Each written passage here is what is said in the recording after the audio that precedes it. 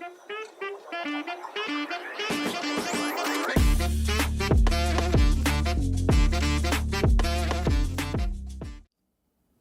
Berisha refuzon rritjen e pensioneve.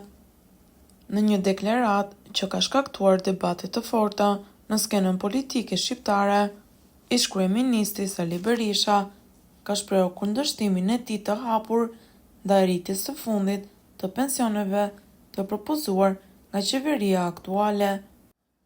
Berisha, një figurë kyçe në politikën shqiptare për dekada, argumenton se kjo lëvizje mund të ketë pasoja serioze për ekonominë e vendit dhe stabilitetin financiar afatgjatë. Sipas Berishës, rritja e propozuar e pensioneve përbën një rrezik të konsiderueshëm për buxhetin e shtetit. Ai shprehet se kjo rritje e papritur dhe e konsiderueshme mund të çojë në një dëmtim financiar të rënd për vendin. Kjo nuk është politike përgjegjshme ekonomike, deklaroi Berisha në një konferencë për shtyp. Është thjesht një përpjekje e dëshpëruar për të blerë vota përpara zgjedhjeve të ardhshme. Berisha argumenton se kjo lëvizje është krejtësisht politike dhe jo e bazuar në realitetin ekonomik të vendit. Ai sugjeron se kryeministri aktual po përdor burimet e shtetit në mënyrë të papërgjegjshme për të siguruar mbështetje politike, pa marrë parasysh pasojat afatgjata për ekonominë. Ekspertët ekonomik kanë reaguar me opinione të ndryshme ndaj deklaratave të Berishës. Disa mbështesin shqetësimet e tij për qëndrueshmërinë fiskale, ndërsa të tjerë argumentojnë se rritja e pensioneve mund të ketë efekte pozitive stimuluese në ekonomi.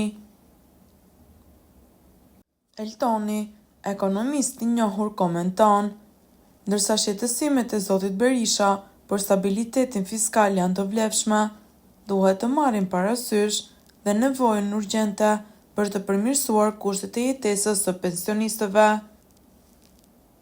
Çelësi qëndron në gjetjen e një ekuilibri të qëndrueshëm. Partia Demokratike, e udhëhequr aktualisht nga Berisha, ka intensifikuar kritikat ndaj qeverisë, duke akuzuar atë për keqmenaxhimin ekonomik dhe popullizëm të papërgjegjshëm. Ata kanë kërkuar një analizë të detajuar të ndikimit të kësaj rritje në ekonominë e vendit. Nga ana tjetër, mbështetësit e rritjes së pensioneve argumentojnë se kjo është një masë e nevojshme sociale që do të ndihmojë një segment të konsiderueshëm të popullsisë që jeton në kushte të vështira ekonomike. Ata theksojnë se pensionistët kanë qenë ndër grupet më të prekura nga inflacioni dhe rritja e kostove të jetesës. Çfarë mendimi keni ju për këtë situatë? Komentoni mendimin tuaj dhe mos harroni të bëni like dhe subscribe.